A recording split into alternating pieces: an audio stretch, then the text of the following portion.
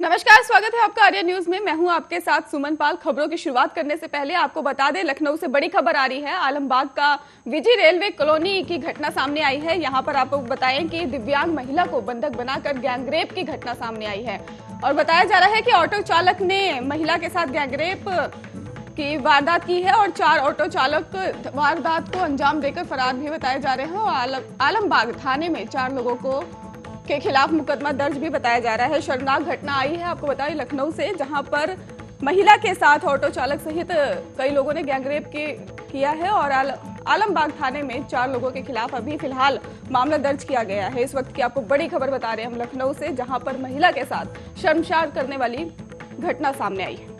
दिव्यांग महिला थी। बताया जा रहा है कि दिव्यांग महिला को बंधक बनाया गया था, जिसके बाद उसके साथ गैंगरेप किया गया है।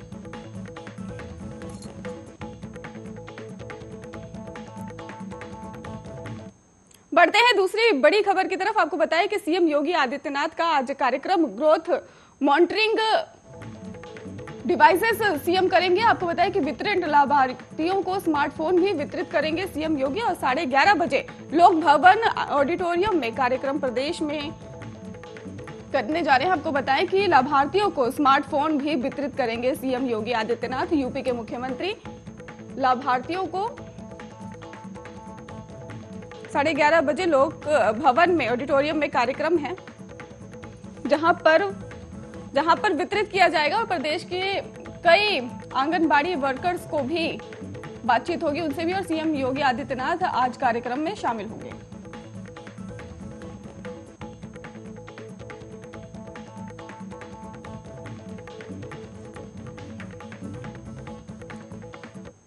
उन्नीस 1973 राजधानी एक्सप्रेस ट्रेन में ब्लास्ट का मामला सामने आया था, जिसके बाद अब सुप्रीम कोर्ट का अजमेर की एक विशेष अदालत ने बताया आपको टाटा कोर्ट को निर्देश आरोपी पर 3 माह के भीतर आरोप तय करे, ऐसा सुप्रीम कोर्ट का कहना है। सुप्रीम कोर्ट का अजमेर की एक आपको बताया कि 10 दिसंबर को इसकी सुनवाई होनी है और आरोपी पर 3 माह के भीतर आरोप तय करे, ऐसा सुप्रीम कोर्ट कह रही है। आपको बताया कि इससे पहले मामला सामने आया था, जिसके बाद अब सुप्रीम कोर्ट में 10 सितंबर को इसकी सुनवाई होने को लेकर कहा गया है। 1993 राजधानी एक्सप्रेसवे ट्रेनों ब्लास्ट मामला आपको याद होगा, जब ये मामला सामने आया था उसके बाद अब इस पे सुप्रीम कोर्ट सख्त हो गई है और सुप्रीम कोर्ट का अजमेर की एक विशेष टाटा कोर्ट को निर्देश भी दे दिया है। इस वक्त की आपको बड़ी खबर बता रहे हैं कि आरोपी पर 3 माह के भीतर आरोप तय करे, ऐसा सुप्रीम कोर्ट का कहना है।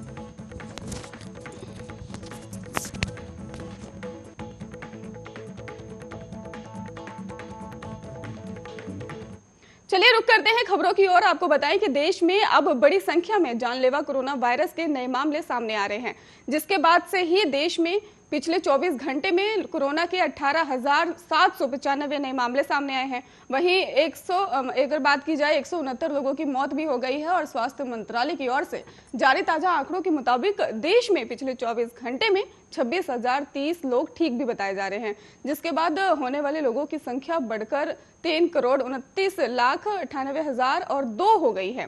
अब एक्टिव केस की अगर बात करें तो घटकर जो है वो 2,92,206 हो गई है। आंकड़ों के मुताबिक देश में अब तक कोरोना की 3,36,97,581 मामले आ चुके हैं, जिनमें अब तक कोरोना से 4,47,373 लोगों की मौत भी हो चुकी है। देश में कल एक दिन में 1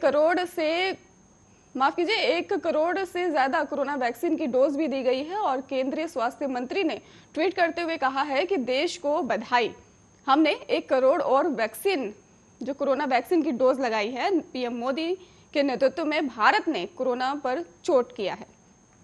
आपको बताएं कि 5वीं बार 1 करोड़ से ज्यादा टीकों का रिकॉर्ड हासिल किया गया है और देश में वैक्सीनेशन का आंकड़ा 86 करोड़ को पार कर गया है।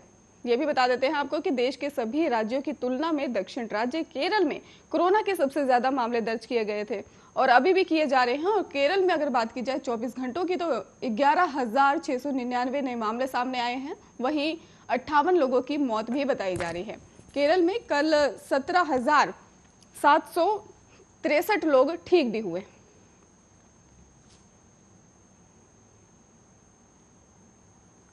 दिल्ली सरकार आज शहीद भगत सिंह की जयंती के मौके पर राजधानी के पब्लिक स्कूल में नर्सरी से कक्षा 12 तक के छात्रों को सक्रिय और प्रतिबद्ध नागरिक बनने में मदद करने के उद्देश्य से देशभक्ति करिकुलम लागू करने जा रही है। आपको ये भी बता दें कि देशभक्ति पाठ्यक्रम छत्रसाल स्टेडियम में आयोजित किया जाएगा और इस कार्यक्रम में मुख्यमंत्री अरविंद केजरीवाल द्वारा शाम 4:30 बजे लॉन्च किया जाएगा। स्कूल में देशभक्ति पाठ्यक्रम के जरिए बच्चों को देश के प्रति उनके कर्तव्य का एहसास कराया जाएगा। उन्होंने ये बताया कि हर बच्चे की देश के प्रति क्या जिम्मेदारी है। इस संबंध में दिल्ली के मुख्यमंत्री अरविंद केजरीवाल ने ये कहा है कि बच्चों में देशभक्ति की भावना जागृत करने के मकसद से स्कूल में पाठ्यक्रम लागू किया जा रहा है। ये करिकुलम बच्चों को देश के प्रति गर्व करने के लिए प्रेरित करेगा। इसके साथ ही बच्चों को देश की गौरव गाथाएं और देश की आज़ादी की गाथाएं सुनाई दे जाएंगी। आपको बताएं कि राजधानी दिल्ली में फिलहाल क्लास 9 से 12 के छात्र के फिजिकल कक्षाओं में भाग ले रहे हैं और शिक्षा विभाग के एक वरिष्ठ अधिकारी के अनुसार अभी के लिए स्कूल आ रहे कक्षा 9 से 12 तक के छात्रों को देशभक्ति पाठ्यक्रम पढ़ाया जाएगा।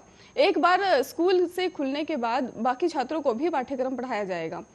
निर्देशालय ने स्कूल को 3 वर्ग समूहों के लिए प्रत्येक स्कूल में 3 देशभक्ति नोडल और शिक्षक नियुक्त करने के लिए कहा है। नर्सरी से कक्षा 5, कक्षा 6 और 8, इसके साथ ही 9 और 12 तक अधिकारियों ने कहा है कि राज्य शैक्षिक अनुसंधान पर भी परीक्षण परिषद द्वारा 29 सितंबर से 5 अक्टूबर के बीच सभी नोडल शिक्षकों के लिए एक ओरिएंटेशन प्रोग्राम भी आयोजित किया जाएगा।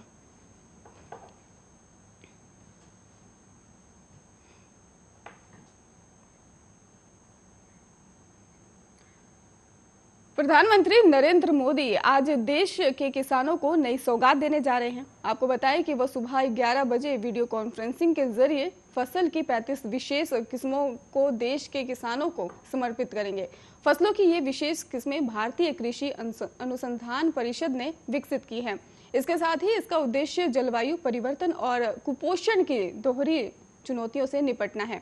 इन किस्म का इस्तेमाल फसल की पैदावार बढ़ाने में भी किया जाएगा। इसके साथ ही पीएम इस सौगात को आपको बताया कि national institute of biotic state tolerance Raipur के नए परिसर का भी लोकार्पण करेंगे इस दौरान और कृषि विश्वविद्यालय को हरित परिषद पुरस्कार प्रदान करेंगे।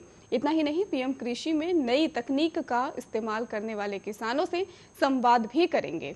आपको बताएं कि पीएम मोदी आज जिन फसलों की विशेष किस्म की सौगात देश को देने वाले हैं, उन फसलों में चने की एक ऐसी फसल भी होगी जिसमें आसानी से सूखे की मार झेल सकता है।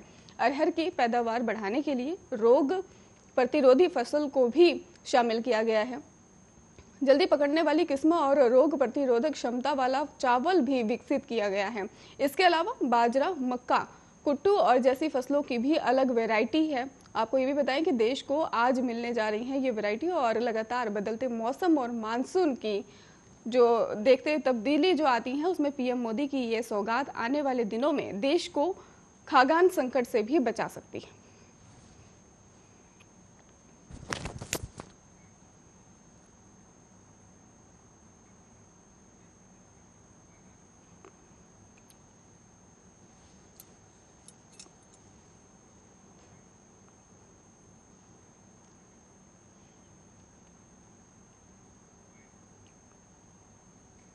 बॉम्बे हाईकोर्ट ने कार्यस्थल पर महिलाओं के यौन उत्पीड़न की रोकथाम अधिनियम 2013 से संबंधित मामलों की सुनवाई और रिपोर्टिंग के लिए कई कड़े दिशा निर्देश भी जारी कर दिए हैं।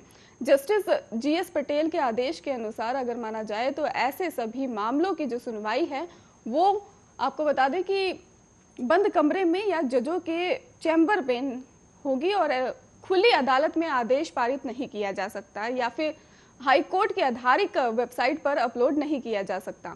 जस्टिस पटेल ने बताया कि आपको बताएं कि अदालत की अनुमति के बिना कार्यवाही या फैसले की रिपोर्टिंग करना मीडिया को प्रतिबंधित कर दिया गया है इसके खिलाफ। और ये भी बता देते हैं आपको कि दिशा निर्देश का उल्लंघन या संबंधित पार्टी के नाम या अन्य विवरण मीडिया के प्रकाशित करना अदालत की अवमानना के रूप में माना जाएगा।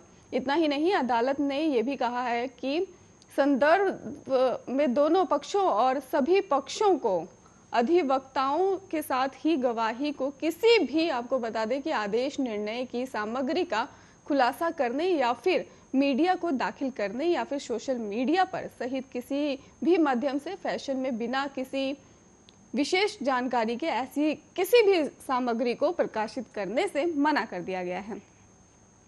कोर्ट के दिशा निर्देशों की अनुसार अगर बात की जाए तो दोनों पक्षों, सभी पक्षों और अभिवक्ताओं के और गवाहों के बिना विशेष अनुमति के किसी भी आदेश निर्णय की सामग्री का खुलासा करने या फिर मीडिया को दाखिल करने या सोशल मीडिया सहित किसी भी माध्यम या फैशन में ऐसी किसी भी सामग्री को प्रकाशित करने में मना कर दिया गया है। आपको ये भी बता दें कि एडवोकेट ऑन रिकॉर्ड के अलावा किसी को भी किसी भी फाइलिंग आदेश का निरीक्षण या फिर कॉपी करने के लिए सख्त प्रतिबंध है।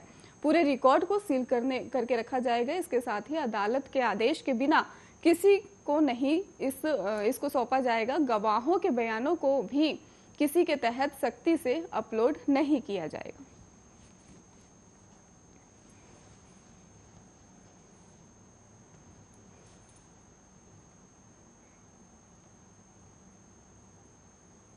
कोरोना वायरस के कारण दिल्ली विश्वविद्यालय की 2021 में दाखिले को लेकर आपको बता दें कि प्रक्रिया जो है वो ऑनलाइन आयोजित की जा रही है। दिल्ली विश्वविद्यालय ग्रेजुएट कोर्स के लिए पहली कट ऑफ लिस्ट 1 अक्टूबर को जारी करेगा, जिसे लेकर दिल्ली विश्वविद्यालय ने शेड्यूल घोषित कर दिया है। इस बार DU में दाखिले के लिए 5 कट ऑफ, आपको बता दें कि जो इसमें लिस्ट है वो जारी कर दी गई है। तीसरी और 5वीं कट ऑफ के बाद स्पेशल कट ऑफ लिस्ट जारी की जाएगी। आमतौर पर DU में 5 कट ऑफ लिस्ट तक निकाली जाती थी। इस बार जो आपको बताएं, इस साल अलग ही इसमें नजर आएगा और कक्षा 12 की बोर्ड की परीक्षाओं को कोरोना वायरस की दूसरी वेव के कारण रद्द कर दिया गया था और छात्रों के नतीजे 10वीं, 11वीं और 12वीं कक्षा के आयोजित इंटरनल एग्जाम के एवरेज पर किए जाएंगे। इतना ही नहीं, इस साल मैट्रिक लिस्ट की तैयार करना DU के लिए पिछले साल के मुकाबले में ज़्यादा मुश्किल रहेगा, क्योंकि शिक्षाविदों के अनुसार इस साल पहली कट लिस्ट में 100% तक भी जा सकती है और 1 अक्टूबर को पहली कट ऑफ जारी होने के बाद छात्रों को एडमिशन लेने के लिए 3 दिन का समय मिलेगा। यानी 4 अक्टूबर से एडमिशन की प्रक्रिया जो है वो शुरू हो जाएगी। दूसरी कट ऑफ 9 अक्टूबर को रिलीज की जाएगी और दूसरी कट ऑफ में दाखिला लेने वाले छात्रों की संख्या अमूमन जो होगी वो पहली कट ऑफ से कहीं ज्यादा होगी। इसलिए दाखिले की प्रक्रिया के लिए 6 दिन दिए जाएंगे। आपको ये भी बता देते हैं कि तीसरी कट ऑफ 16 अक्टूबर को जारी की जाने वाली है और जिसके बाद स्पेशल कट ऑफ 25 अक्टूबर को रिलीज होगी। छात्रों के मन में स्पेशल कट ऑफ को लेकर कई सवाल हैं। चौथी अगर कट ऑफ की बात की जाए तो 30 अक्टूबर को आएगी और आखिरी 5वीं कट ऑफ 8 अक्टूबर को बताई जा रही है। सॉरी, माफ कीजिए, 8 नवंबर को जारी की जाएगी।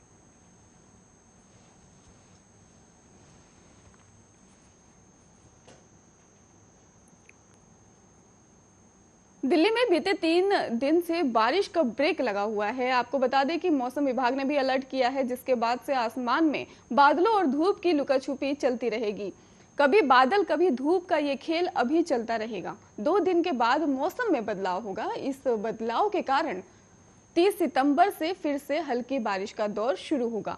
ये 2 अक्टूबर तक जारी रहने की संभावना बताई गई है और हालांकि ये बारिश कुछ स्थानों पर ही होगी, ऐसा भी कहा जा रहा है। इस कारण तापमान में भी गिरावट हो सकती है।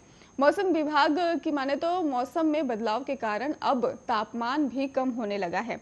सोमवार को अधिकतम तापमान 34.3 डिग्री सेल्सियस दर्ज किया गया था। हालांकि न्यूनतम तापमान की बात की जाए तो सामान्य से 2 डिग्री की बढ़ोतरी रही। इस कारण से तापमान 26.0 डिग्री सेल्सियस दर्ज किया गया था। आपको बता दें कि जाफरपुर केंद्र पर 32.5 डिग्री सेल्सियस और मयूर बिहार में 32.6 डिग्री सेल्सियस दर्ज हुआ था। मौसम विभाग ने बृहस्पतिवार से भी कहीं कहीं हल्की बारिश होने की संभावना जताई है। इतना ही नहीं, बारिश के रुक रुक के 2 अक्टूबर तक होने की भी संभावना है। बीच बीच में धूप और बादल आसमान में आते जाते रहेंगे। उसके बाद भी मौसम साफ रह सकता है। इतना ही नहीं, इस दौरान तापमान 33 डिग्री से 35 डिग्री के बीच बने रहने की भी संभावना मौसम विभाग ने जताई।